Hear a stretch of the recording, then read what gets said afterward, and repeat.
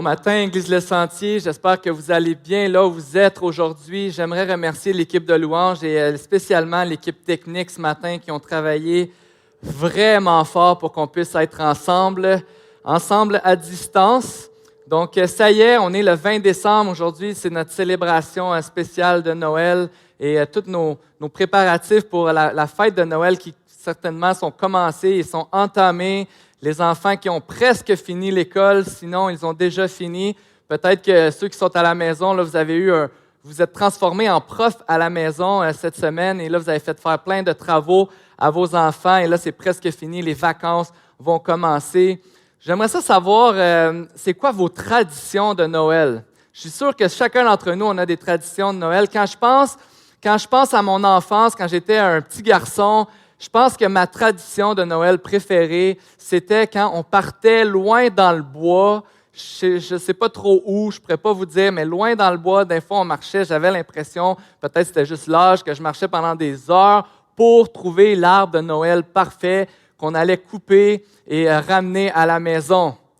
Des traditions de Noël comme ça. Avec ma famille, présentement, on commence depuis quelques années, on a notre calendrier de l'Avent qu'on va déballer à chaque jour des activités qu'on va faire en famille. Et c'est toujours un temps spécial pour nous quand on va décorer l'arbre de Noël ensemble, quand on va avoir la famille qui va venir à la maison. Toutes sortes de traditions de Noël, ça se passe soit le 24, le 25, je suis sûr qu'on en a plein. Et à ce sujet, je vous invite. Cette semaine, on va avoir un épisode spécial de notre balado en parole et en action sur les traditions de Noël et où vous allez voir d'autres familles de notre Église qui partagent leurs différentes traditions de Noël. Et je vous encourage à aller voir cette émission, cet épisode spécial. J'ai eu la chance de l'écouter cette semaine et j'étais là dans la joie d'entendre les personnes de l'Église partager leurs différentes traditions. Mais en même temps, j'étais dans la joie et je me suis posé une question. Je me suis dit, combien de ces traditions-là ne pourront pas avoir lieu cette année? Aujourd'hui, je vais être honnête avec vous, c'est le 20 décembre ou le dimanche avant Noël, c'est vraiment mon dimanche préféré à l'Église. J'aime ça, rencontrer les gens. J'aime les chants spéciaux comme on vient d'entendre. J'aime le message de Noël qui vise à célébrer la naissance de notre Sauveur. C'est vraiment, en tout cas, c'est mon top 3 de mes dimanches préférés à l'Église. Et comme on voit cette année, bien, on est tous à la maison, il n'y a pas personne ici au bâtiment. Et c'est vraiment différent. Noël va être différent cette année pour chacun d'entre nous. On est certainement déçus. Il y a certainement de la tristesse de peut-être pas pouvoir voir les gens qu'on aime. Il y a certainement cette déception-là de ne pas pouvoir faire ce qu'on aime faire habituellement. À chaque année, il y a cette tristesse, mais en même temps, pendant ces périodes où est-ce que les choses sont chamboulées, où est-ce que les choses changent, où est-ce qu'on perd les choses qui sont précieuses pour nous, c'est aussi un excellent moment dans notre vie pour réfléchir aux choses qu'on ne peut pas perdre, aux choses qui sont vraiment importantes et essentielles pour nous. Et je ne dis pas ça pour enlever la tristesse qu'on peut vivre de ne pas pouvoir voir certaines personnes ou de ne pas pouvoir faire certaines traditions cette année. La tristesse, elle est là et c'est bien correct de le partager, de dire que ce n'est pas comme on veut.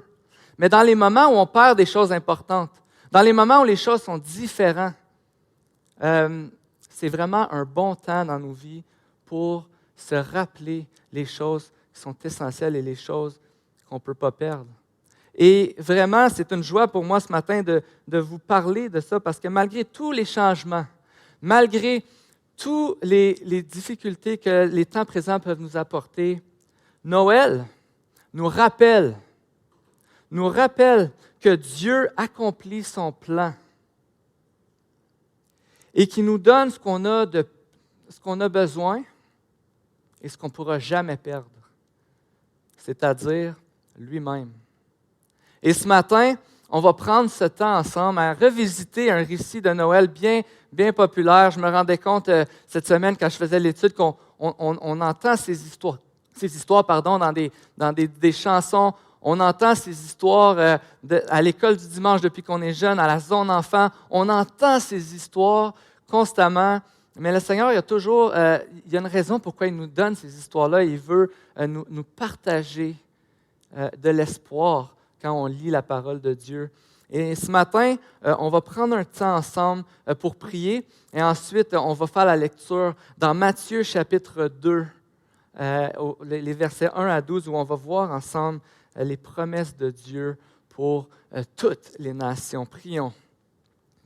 Seigneur Jésus, on te remercie parce que tu es avec nous. On te remercie pour ta présence dans nos vies. On te remercie parce que tu es venu parmi nous, sur la terre. Tu as donné ton Fils Jésus pour qu'on puisse avoir la vie, pour qu'on puisse avoir l'espoir, pour que malgré les souffrances, malgré les difficultés, malgré que les choses ne vont pas comme on veut, on puisse regarder nos yeux fixés vers toi avec joie et avec attente et avec espoir, Seigneur Jésus. Et merci pour ça. Et je te prie que ce matin, au travers de ta parole, tu puisses parler à nos cœurs, tu puisses nous encourager. Merci Jésus pour tout ce que tu fais dans nos vies. Amen. Donc, on va prendre le temps pour lire ensemble Matthieu chapitre 2. Jésus naquit à Bethléem en Judée à l'époque du roi Hérode. Or, des mages venus d'Orient arrivèrent à Jérusalem et dirent: Où est le roi des Juifs qui vient de naître? En effet, nous avons vu son étoile en Orient et nous sommes venus pour l'adorer. Quand le roi Hérode apprit cela, il fut troublé et tout Jérusalem avec lui. Il rassembla tous les chefs des prêtres et spécialistes de la loi que comptait le peuple et leur demanda où le Messie devait naître. Ils lui dirent: à Bethléem en Judée, car voici ce qui a été écrit par les prophètes. Et toi, Bethléem, terre de Juda, tu n'es certes pas la plus petite parmi les principales villes de Juda, car de toi sortira un chef qui prendra soin d'Israël, mon peuple. Alors Hérode fit appeler en secret les mages. Il s'informa soigneusement auprès d'eux du moment où l'étoile était apparue, puis il les envoya à Bethléem en disant: Allez prendre des informations exactes sur le petit enfant. Quand vous l'aurez trouvé, faites-le moi savoir, afin que j'aille moi aussi l'adorer. Après avoir entendu le roi, ils partirent. L'étoile qu'ils avaient vue en Orient allait devant eux jusqu'au moment où, arrivée au-dessus de l'endroit où était le petit enfant, elle s'arrêta. Quand ils aperçurent l'étoile, ils furent remplis d'une très grande joie. Ils entrèrent dans la maison, virent le petit enfant avec Marie, sa mère, se prosternèrent et l'adorèrent. Ensuite, ils ouvrirent leur trésor et lui offrirent en cadeau de l'or, de l'encens et de la myrrhe. Puis, avertis dans un rêve de ne pas retourner vers Hérode, ils regagnèrent leur pays par un autre chemin. Donc, cette histoire, elle est vraiment intéressante. Vraiment intéressante par ses personnages, par les choses qu'on nous dit, mais aussi par les choses qu'on s'attendrait qu'on pourrait voir, mais qu'on ne voit pas. Et tout d'abord, l'histoire nous parle des mages. Je sais que notre histoire à nous, on nous parle de 3 rois mages qui sont venus et qui ont apporté 3 cadeaux à l'enfant Jésus. Mais le texte ici nous dit simplement que des mages sont venus d'Orient, de l'Est, ils sont venus parce qu'ils ont vu une étoile dans le ciel et ils voulaient adorer l'enfant, le roi des Juifs qui venait de naître. Et c'est vraiment intéressant de voir leur réaction et de voir qui sont ces mages. Les mages, en fait, sont dans leur pays, ce sont des experts des étoiles. C'est des personnes qui connaissent bien les étoiles et aussi c'est des personnes qui font de l'astrologie, c'est-à-dire qui vont trouver des messages dans les étoiles. Et c'est vraiment étonnant de voir ces personnages dans une histoire biblique, parce qu'à plusieurs reprises dans le récit biblique, on peut voir que la Bible, que la parole de Dieu n'accepte pas ou n'encourage pas, ou même elle va condamner l'astrologie. Donc ici, on a des hommes étrangers qui ne viennent même pas, qui ne sont pas des Juifs, qui ne font pas partie du peuple de Dieu, comme on peut le voir dans l'Ancien Testament, qui arrivent à Jérusalem et ils ont vu dans les étoiles qu'un roi, le roi des Juifs, était né en Israël. Et ils le cherchent pour venir l'adorer. Et c'est vraiment intéressant parce que les mages, ils disent, on a vu une étoile dans le ciel. Et quand on regarde cette étoile, quand on pense à cette étoile, on peut regarder, pourquoi il y a seulement les mages qui ont vu cette étoile, pourquoi est-ce que, et on va voir dans les livres de Matthieu plusieurs prophéties, plusieurs endroits où est-ce on va lire dans l'Ancien Testament qui pointent vers la venue de Jésus, et il n'y a personne d'autre que les mages qui étaient au courant que cette étoile-là était l'étoile qui annonçait la venue de Jésus. Il y a quelques passages dans l'Ancien Testament, on peut lire dans Nombre 24, 17, où on peut lire « Je le vois, mais non pour maintenant. Je le contemple, mais non de près. Un astre sort de Jacob, un sceptre s'élève d'Israël. Il transperce les flancs de Moab et renverse tous les descendants de Seth. » Dans Ésaïe 60, le verset 3, on peut lire « Des nations marcheront à ta lumière et des rois à la clarté de ton aurore. » Voici les quelques allusions à une étoile, à une lumière qui s'élève en Israël, où des hommes vont venir pour se prosterner devant le roi, devant celui qui va être le roi de toutes les nations. Donc, ce qu'on pense et ce qu'on pense par rapport aux mages, c'est que c'est des gens qui connaissaient certainement des écrits anciens de l'Ancien Testament, de la Bible, des écrits juifs, mais certainement, ce qui les a amenés à venir à Jérusalem, c'est cette étoile qu'ils ont vue dans le ciel qui annonçait la venue d'un roi. Et ils arrivent à Jérusalem, parce que Jérusalem, ça fait du sens que le roi d'Israël soit né à Jérusalem, c'est la capitale, on va aller voir. Et là, ils arrivent à Jérusalem et c'est vraiment spécial. Pourquoi? Parce que il n'y a pas d'engouement, il n'y a pas de fête, il n'y a pas rien. Il n'y a pas personne qui sait quoi leur répondre finalement quand ils arrivent et ils disent « Où est le roi des Juifs qui vient de naître parce qu'on veut l'adorer? » Et c'est vraiment intéressant parce que dans l'Évangile de Matthieu, il y a seulement 2 endroits où est-ce qu'on va entendre l'appellation « roi des Juifs ». Ici, les mages vont demander « Où est le roi des Juifs? » Et plus tard, dans Matthieu 27, c'est l'inscription qu'on va mettre sur la croix de Jésus quand Pilate va décider pourquoi est-ce qu'on crucifie Jésus, pourquoi on le met à mort sur la croix. Voici le roi des Juifs.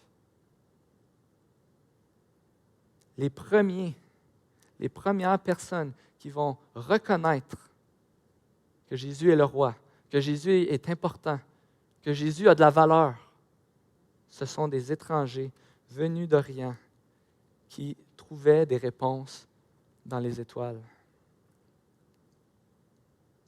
Mais ce que cette histoire nous apprend, et ça c'est la bonne nouvelle de Noël qu'on va regarder ensemble aujourd'hui, c'est que Dieu veut se faire connaître à nous. Où que nous soyons, qui que nous soyons, peu importe notre bagage, Dieu, dans son plan souverain, désire se faire connaître, premièrement par toutes les nations. Et dans ce jour où Jésus était né, Jésus était déjeuné, on le voit dans cette histoire, des hommes d'étrangers sont venus de l'extérieur et demandent à adorer Jésus, le roi des Juifs qui venait de naître. C'est Dieu qui nous montre qu'il veut se faire connaître aux nations. Et ce qu'on va voir, c'est que Dieu est tellement bon.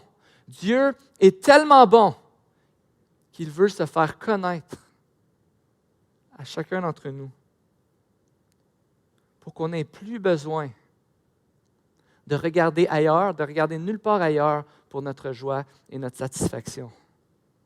Et c'est ce que Dieu est en train de faire ici, dans cette histoire. De façon humaine, de façon calculée, même si, par exemple, c'est quelqu'un qui essayait de mettre des faits en place pour nous parler de l'arrivée de Jésus, il y a personne qui aurait pu prévoir que les premières personnes qui allaient adorer Jésus dans cette histoire, dans l'Évangile de Matthieu, où Jésus, tout au long de cet évangile, va reprendre les pharisiens qui refusent de reconnaître qui Jésus est. Dans cette histoire, la première personne qui va adorer Jésus, ce sont des étrangers qui ne connaissaient pas Dieu, mais à qui Dieu a choisi de se révéler, de se faire connaître. Dieu est un Dieu bon, et comment il démontre sa bonté, c'est en se révélant à nous, en se faisant connaître à nous, pour qu'on n'ait pas besoin de regarder ailleurs pour notre joie et notre satisfaction.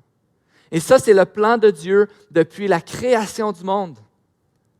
Dès le début, dans la Genèse, le premier livre de la Bible, on peut lire dans Genèse 1, 31, à la fin de sa création, quand Dieu avait tout fait, et Dieu regarda tout ce qu'il avait fait, et il constata que c'était très bon. Il y eut un soir, il y eut un matin, ce fut le 6e jour. Ce que Dieu a fait était très bon. Dieu, la création du monde nous parle d'un Dieu qui a créé un jardin dans lequel il a placé des êtres humains. Et dans ce jardin, il a dit, vous pouvez jouir de ce jardin, vous pouvez manger de tous les arbres, des fruits du jardin, sauf un qui est l'arbre de la connaissance du bien et du mal. Celui-là, c'est bon que vous n'en mangez pas, parce que le jour où vous allez en manger, vous allez mourir. Mais tous les autres arbres, vous pouvez en manger. C'était bon dans le jardin pour l'homme et la femme, avaient des bonnes relations ensemble. Ils avaient une bonne relation avec Dieu. Dieu leur avait donné un rôle sur la terre, de prendre soin de la terre, de la cultiver, de nommer tous les animaux, d'être comme un peu les représentants de Dieu sur terre. L'homme et la femme avaient une bonne relation avec Dieu. L'homme et la femme avaient une bonne relation les uns avec les autres. Tout était bon, tout était parfait parce que le Dieu bon venait de créer un monde qui était bon, dans lequel il avait mis des êtres humains qui pouvaient goûter à sa bonté. Et à ce moment-là, dans le jardin, l'homme et la femme n'avaient pas besoin de regarder nulle part ailleurs pour leur joie et leur satisfaction parce qu'ils savaient que Dieu était bon et ils croyaient que Dieu était bon. Et ça, c'est le plan de Dieu pour l'humanité pour toujours. Mais l'histoire de la création nous enseigne aussi que l'homme et la femme ont eu le choix de croire dans la bonté de Dieu. Et en croyant dans la bonté de Dieu, ils ont eu ce choix quand ils ont été tentés de manger justement du fruit de l'arbre de la connaissance du bien et du mal dont on leur avait défendu de manger. Parce que Dieu leur avait dit que le jour où vous allez en manger, vous allez mourir. Mais l'homme et la femme ont choisi que cet arbre-là était bon. Il était beau à regarder, il était bon. Ils voulaient l'en manger. Il était précieux pour ouvrir l'intelligence. Ils voulaient être comme Dieu et pouvoir décider ce qui était bon et ce qui était mal. Ils voulaient décider pour eux-mêmes. Ils voulaient regarder ailleurs que vers Dieu pour leur joie et leur satisfaction. Et ils ont mangé ce fruit que Dieu leur avait défendu de manger. Et c'est ce qu'on appelle la chute. Et à partir de ce moment, à partir du moment où l'homme et la femme ont choisi de désobéir à Dieu, tout a été brisé. Les relations entre l'homme et la femme ont été brisées. Les relations avec Dieu et l'homme ont été brisées. À ce moment-là, Dieu a chassé les êtres humains du jardin. Les êtres humains ont été séparés de Dieu et jusqu'à aujourd'hui, les conséquences sont pénibles. On parle de souffrance, on parle de maladie, on parle de familles brisées, on parle de ne pas connaître Dieu. Des milliards de personnes ne connaissent même pas le Dieu qui les a créés. Et cette séparation-là a commencé ce jour-là quand les êtres humains ont décidé de choisir eux-mêmes ce qui était bon. Mais Dieu, dans sa bonté, n'avait pas dit son dernier mot. Dieu est tellement bon qu'il a choisi de se révéler à nous, pas parce qu'on le méritait, pas parce qu'on avait fait les bonnes choses, mais il a choisi de se révéler à nous pour qu'on puisse le connaître et on n'ait plus jamais besoin de regarder ailleurs. Et c'est ce qu'on apprend à Noël. C'est ce qu'on célèbre à Noël. C'est ce que Dieu vient accomplir à Noël avec la venue de son Fils Jésus sur la terre, comme on l'a chanté ce matin. Emmanuel, Dieu parmi nous. C'est Dieu qui vient, qui fait les pas pour venir à notre rencontre et qui nous tend la main.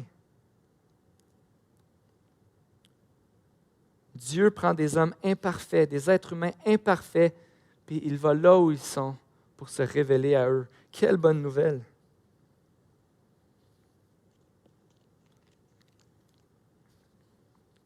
On peut nous tourner vers Dieu et l'adorer parce qu'il s'est fait connaître à nous. Les mages sont venus, ils disent, on veut adorer Jésus. Et on voit plus loin dans l'histoire, quand ils vont voir Jésus, ils vont l'adorer, ils vont lui donner des cadeaux. Ils vont lui donner, dans le fond, ce qu'ils ont de mieux. Les mages vont se prosterner. Les mages sont partis de loin. Ils sont arrivés à Jérusalem et il n'y avait rien qui se passait. Mais ils ont quand même décidé de continuer, de poursuivre leur voyage dans le but d'adorer Jésus. Et on peut adorer Dieu quand Dieu se révèle à nous. L'adoration, en fait, c'est une réponse. L'adoration, c'est une réponse à ce que l'objet l'objet qu'on adore, l'objet de notre adoration nous a donné ou a fait pour nous. Si c'est une personne importante qui a fait quelque chose de grand pour toi, si c'est quelque chose d'important dans ta vie qui te donne ce que tu veux, tu vas faire tout pour cette chose-là, tu vas faire tout pour cette personne-là, tu vas lui donner ton meilleur. L'adoration, c'est une réponse à ce que Dieu s'est révélé à nous a donné son Fils Jésus qui est mort pour nous et qui nous a pardonné de nos péchés. Si on peut obéir à Dieu, si c'est un acte d'adoration où on répond à ce Dieu qui nous a aimés le premier. C'est ce que Dieu fait dans nos vies. La journée où est-ce que en fait, dans l'année avant que je donne ma vie à Jésus, où est-ce que je suis devenu un chrétien, à un moment donné, j'étais dans la voiture avec ma mère et elle me demande, « Dominique, c'est quand tu vas te faire baptiser? » Parce qu'on croit que quand quelqu'un croit en Jésus, qui met sa confiance en Jésus, que Jésus est mort pour ses péchés, qui s'est réconcilié avec lui, puis que cette personne-là met sa confiance en Jésus et choisit de suivre Jésus, bien, Dieu lui demande de se faire baptiser. Pour ceux qui ne savent pas le baptême, qu'est-ce qu'on fait? C'est qu'on va prendre la personne et on va l'immerger dans l'eau pour représenter son ancienne vie, qu'elle est morte avec Jésus et qu'elle est ressuscitée avec Jésus. Et c'est un acte d'obéissance, le baptême qu'on va faire quand on veut suivre Jésus, quand on veut obéir, quand on veut adorer celui qui a changé notre vie. Et ma mère me pose cette question-là, et moi, à l'époque, je dis « Ah, maman, je dis, non, je ne suis pas prêt, j'ai plein de choses à changer dans ma vie, je dois devenir une meilleure personne, je n'agis pas tellement comme un chrétien à l'école. » Puis, tu sais, je rationalisais dans ma tête. Et dans ma tête, je me disais, je crois en Dieu, je crois en Jésus, je sais qu'il est mort pour moi, mais j'ai toute ma vie pour mettre ma vie en règle avec Dieu. Puis là, je suis comme pas prêt à me faire baptiser. Mais c'est drôle parce qu'à ce moment-là, je rationalisais. Mais il y a eu un soir, pas longtemps après ça, quelques mois probablement après ça, où est-ce que Dieu m'a montré à quel point j'étais pécheur. Où est-ce que Dieu m'a montré à quel point j'avais besoin de lui et que ce qu'il avait fait pour moi, c'était grandiose. Qu'il avait donné sa vie pour moi pour que je puisse avoir la vie avec lui. Il avait donné sa vie par amour pour moi pour que je puisse l'aimer et avoir une relation avec lui. Et autant que dans ma tête, je pensais que j'étais en contrôle de ma destinée, que je pouvais faire ce que je voulais, puis qu'un jour, Dieu allait juste me ramener, ou que moi, j'allais retourner à Dieu quand je voulais. Du jour au lendemain, j'ai entendu Dieu me dire que j'étais un pécheur, que j'avais besoin de lui, et qu'il m'aimait tellement qu'il avait envoyé son Fils mourir à la croix pour moi. Du jour au lendemain, je me suis mis à genoux et j'ai donné ma vie à Jésus. Et je me souviens, le lendemain matin, je m'étais trouvé un cahier de notes, ma Bible, j'étais allé à l'église, j'étais comme « Maman, je suis chrétien maintenant, je m'en vais à l'église, puis là, je veux apprendre. » Et c'est cette réponse à ce Dieu qui se révèle à nous, dans nos vies, dans tout ce qu'on fait. Et les mages sont ces personnages dans cette histoire qui sont venus, puis étaient prêts à tout faire pour aller voir le nouveau roi qui était né. Mais ce n'est pas de cette manière que tout le monde a répondu dans l'histoire. Tout d'abord, le roi Hérode. Le roi Hérode qui dit « allez voir l'enfant, je veux l'adorer moi aussi. » Mais ce qu'on sait, si on lit plus loin, c'est que Hérode voulait savoir pour faire tuer l'enfant. Parce que Hérode, c'était cet homme-là que s'il y a des gens qui arrivent et disent « Où est le roi des Juifs? » Mais Hérode, il dit « Ben, c'est moi le roi des Juifs. » Mais là, les mages disent « Où est le roi des Juifs qui vient de naître? » Hérode avait tué des membres de sa famille parce qu'il avait vraiment peur qu'on s'en prenne à son trône. C'était un tyran, c'était un homme qui voulait avoir le contrôle, qui voulait avoir le pouvoir et qui voulait faire les choses à sa manière. Et puis là, il entend qu'un roi en Israël vient pour prendre sa place. Et là, il fait semblant qu'il veut adorer l'enfant Jésus, mais ce qu'on sait, c'est qu'il veut le faire mourir. Mais la réaction d'Hérode me rappelle ma tendance à poursuivre mon propre bonheur et mes propres ambitions dans toutes sortes de choses. Et bien souvent, combien de fois est-ce que je vais regarder ailleurs ou que j'ai regardé ailleurs dans ma vie? Combien de fois est-ce que tu regardes ailleurs dans ta vie pour ta joie et ta satisfaction? Peut-être dans le regard que les autres ont de nous, dans tes réussites. Peut-être que c'est dans est-ce que j'ai une bonne famille, on paraît bien, mes enfants, ils réussissent à l'école, on est généreux, on est gentil, on fait bien ça. Peut-être que c'est dans mon ministère, dans mon travail. Où est-ce que je me tourne pour avoir cette satisfaction, cette joie? Bien souvent, on regarde par nos propres moyens et on regarde ailleurs que dans la personne de Dieu et dans la personne de Jésus. Et comment on fait pour discerner ça dans nos vies? Parce que ça peut vraiment être subtil parfois de savoir où est-ce que je suis en train, est-ce qu'en ce moment je suis en train de poursuivre Dieu, puis je trouve ma joie en Dieu ou je trouve ma joie ailleurs? Bien, une petite question que je peux te poser, qui est très utile, c'est comment tu réagis quand tu n'as pas ce que tu veux? Est-ce que c'est la colère? Est-ce que c'est l'angoisse, l'anxiété, la crainte? Tu sais, si Dieu veut se révéler à toutes les nations, Dieu veut se révéler à toi et il veut prendre soin de ces sentiments de colère, ces sentiments d'anxiété, ces sentiments de crainte. Dieu s'intéresse à ce que tu vis. Dieu est tellement bon qu'il ne veut pas que tu regardes ailleurs pour ta joie et ta satisfaction.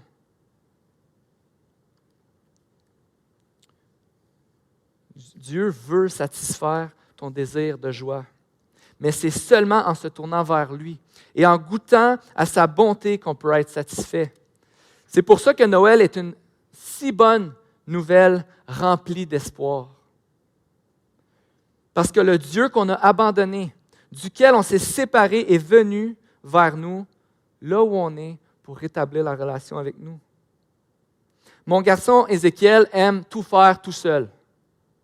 Ce qui est vraiment drôle, c'est que quand, par exemple, on a un sac de bonbons avec des chocolats dedans, puis là, il veut l'ouvrir, puis là, je tends ma main. Ézéchiel, est-ce que tu veux que je l'ouvre pour toi? Non, il ne veut pas. Puis des fois, je vais insister, puis il ne veut pas. Puis là, il va se fâcher, puis il n'est pas capable. Puis à un moment donné, quand c'est assez, puis il n'est vraiment pas capable, il veut avoir la bénédiction qui est dans le sac.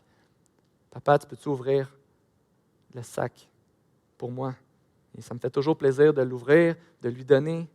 Dieu est un Dieu qui nous tend la main. Dieu est un Dieu qui veut notre bien. Dieu est un Dieu qui nous aime tellement qu'il veut qu'on se tourne vers lui pour notre bonheur, pour notre joie et notre satisfaction. Les spécialistes juifs, eux, c'est comme leur réponse, c'est, ils répondent à Hérode, le Messie devrait naître à Bethléem, dans la ville de David. Puis là, ils ont toutes les bonnes réponses.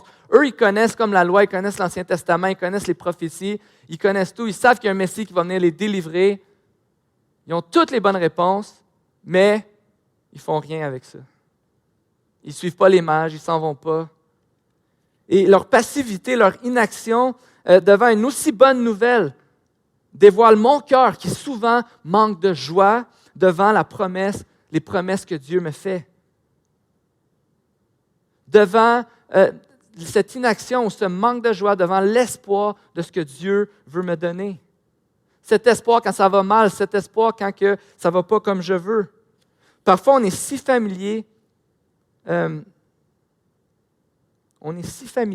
on connaît les choses, mais on a de la difficulté à mettre l'amour de Dieu et de notre prochain en action. Mais vous savez, les mages, eux, ils nous montrent cette histoire où ils sont allés jusqu'au bout de leur poursuite. Malgré le fait que personne ne réagissait, malgré le fait que personne ne savait trop ce qui se passait, ils sont allés jusqu'à Bethléem. Et là, il y avait quoi? Il y avait un gros palais avec des gardes, puis non, il y avait une maison avec un enfant, Jésus sur sa mère. Ils étaient remplis de joie. Et vous savez que ce que les mages ont fait, c'est qu'ils ont donné des cadeaux à Jésus. Et ces cadeaux, finalement, c'est ce que des gens riches vont donner à quelqu'un d'important, de quelqu'un de très important. Et ils vont donner ce qu'ils ont de meilleur à l'enfant Jésus. C'est ce que l'adoration va produire dans nos vies.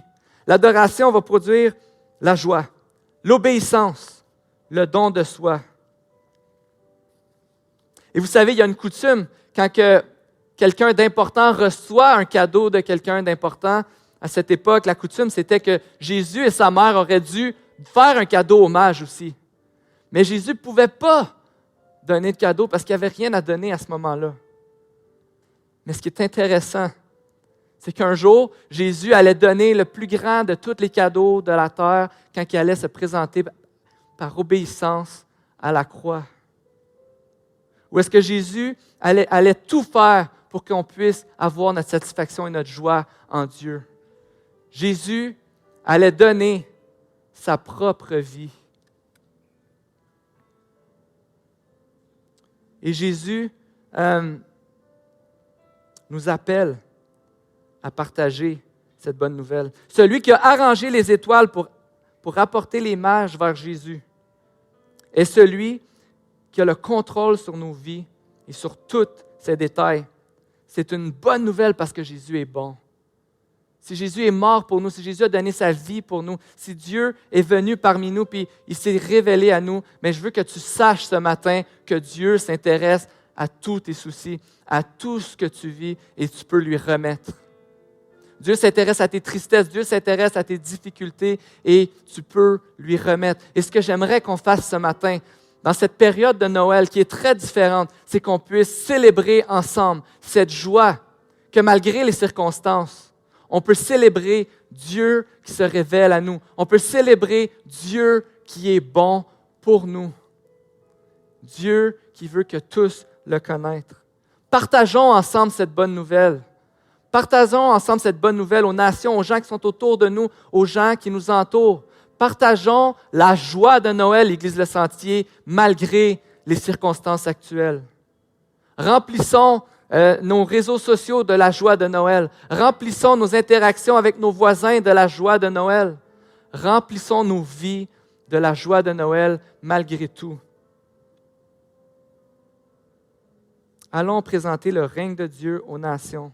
Partageons la bonne nouvelle de roi qui règne sur le monde et sur nos vies. Je vous souhaite un joyeux Noël et vraiment un bon temps des fêtes avec votre famille. Que Dieu vous bénisse.